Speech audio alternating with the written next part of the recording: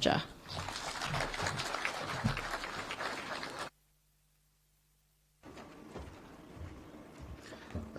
Thank you very much. Macharia, I assure you we will not fight you, but we are partners and we will support the work you're doing.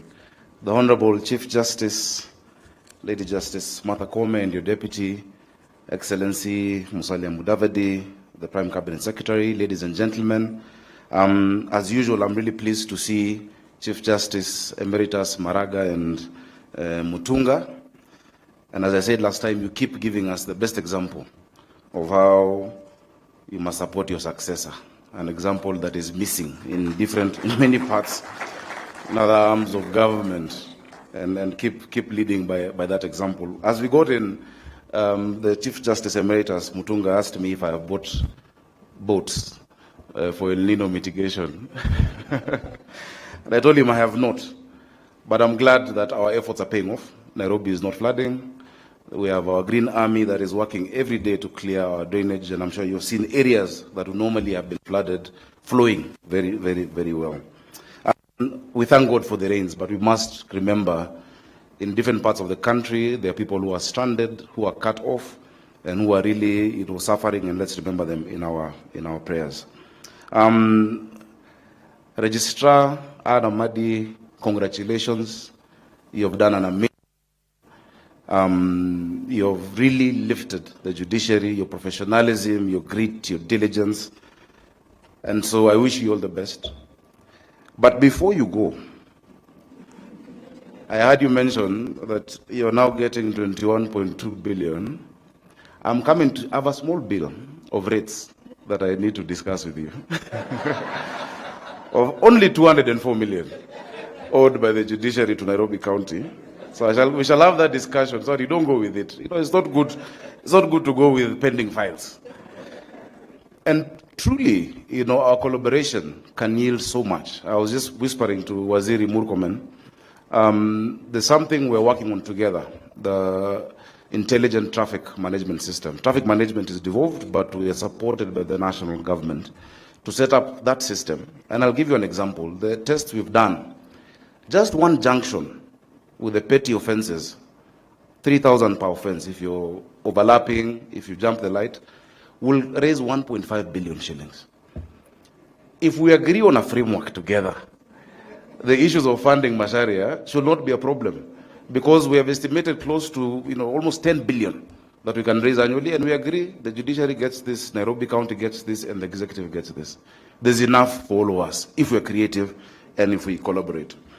I really want to start by thanking you for all the work you're doing for Kenyans, Honorable Chief Justice, and more so in driving judiciary reforms.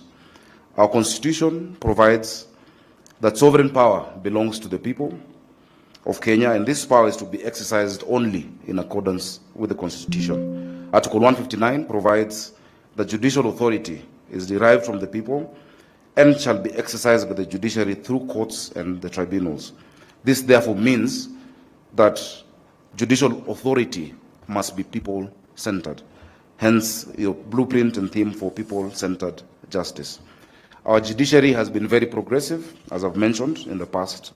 It remains the only platform for citizens who seek to have their rights, liberty, or property safeguarded.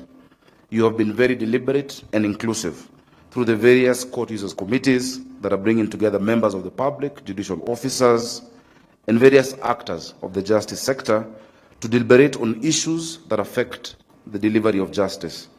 The Nairobi County government is a member of various of these committees, where our county attorney, and I'm sure she is here somewhere, represents us very well.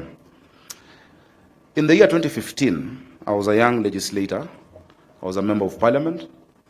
But I also thought I was a bit powerful because I was the chair of the ruling party then.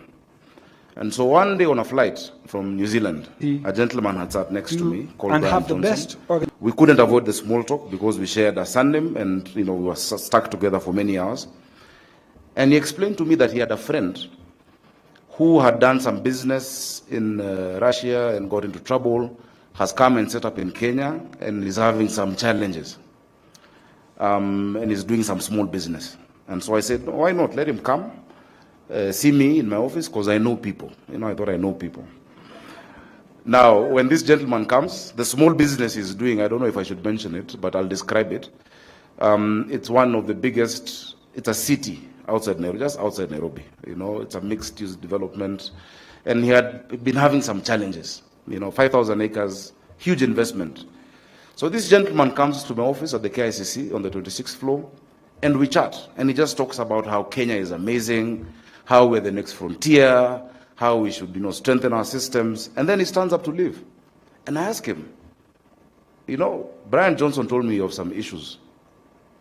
He sat me back down and told me, listen, Sakaja, the amount of money we have invested in Kenya, the reason why I'm not in any other part of Africa yet, and the reason why I'm confident of that investment is because there is a rule of law in Kenya.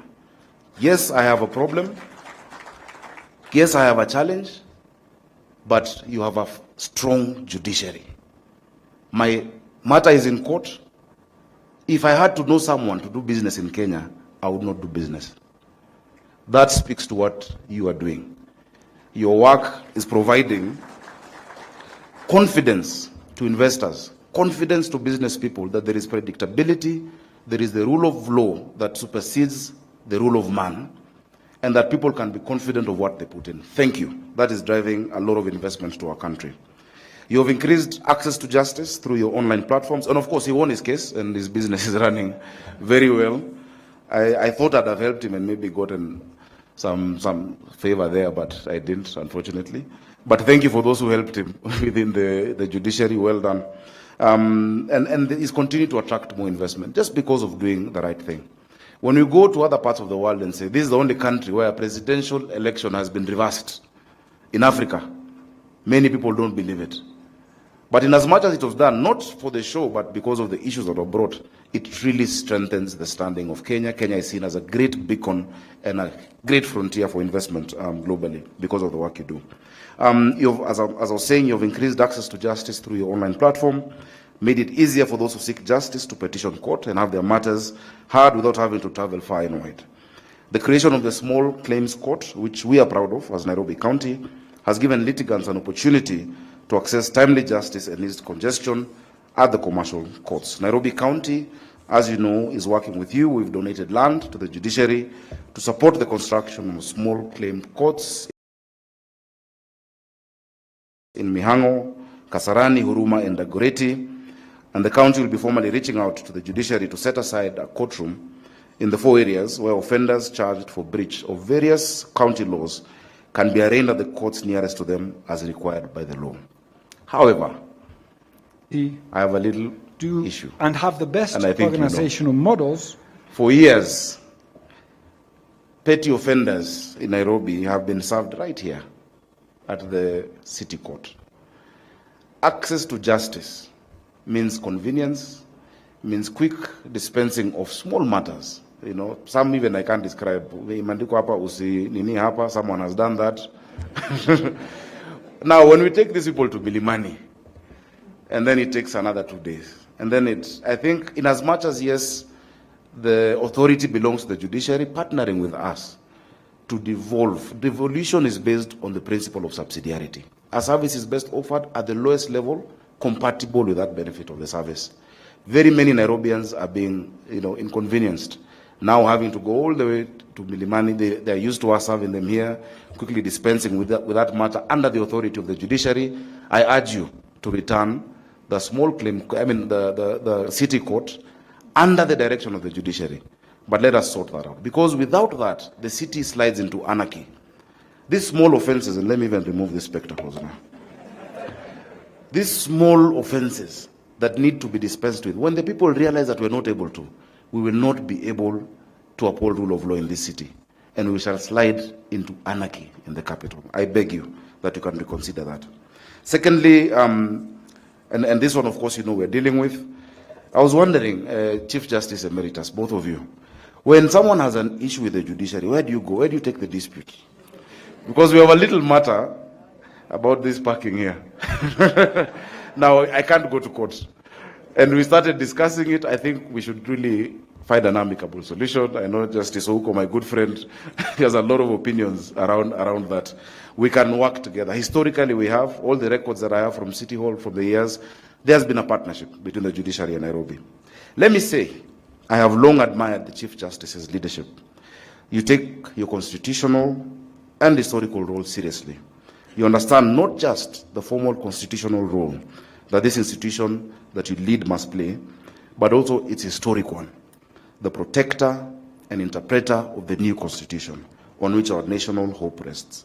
It's a dual duty that you must be aware of, not just the formal legal requirements of the role, but also the call for visible, substantive justice. It must be seen to be delivered, not just delivered. In my view, you and your branch of government have discharged both duties with distinction. Congratulations, Honorable Chief Justice. We're here today, even with the transition at the Registrar's Office, to celebrate a new advance in the journey to the fulfillment of that dual mandate, the launch of your new Access to Justice plan. So I'm very grateful that the judiciary, after reflection and consultation, is bringing justice to the people. You have set out a clear plan to speed up your processes, to make them accessible, and to offer alternative forms of dispute resolution more widely. Congratulations. For myself and my administration, you have warmly appreciated the help that you've given us as Nairobi County. You really sorted us out. I know, it's gone to a slow start, but you really sorted us out with the setting up of our valuation court, the first one in the country.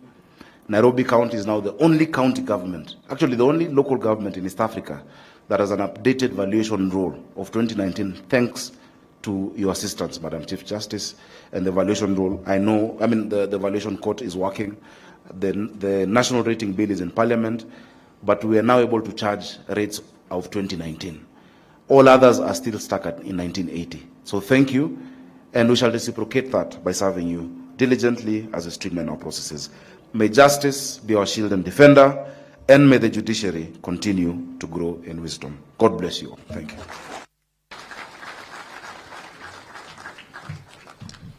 Thank you very much, Excellency Governor. Just as you let us in on a secret, I will let you in on one as well. Every time I hear that young people cannot lead, I point them in the Honorable Governor's direction. That indeed our super senator, super governor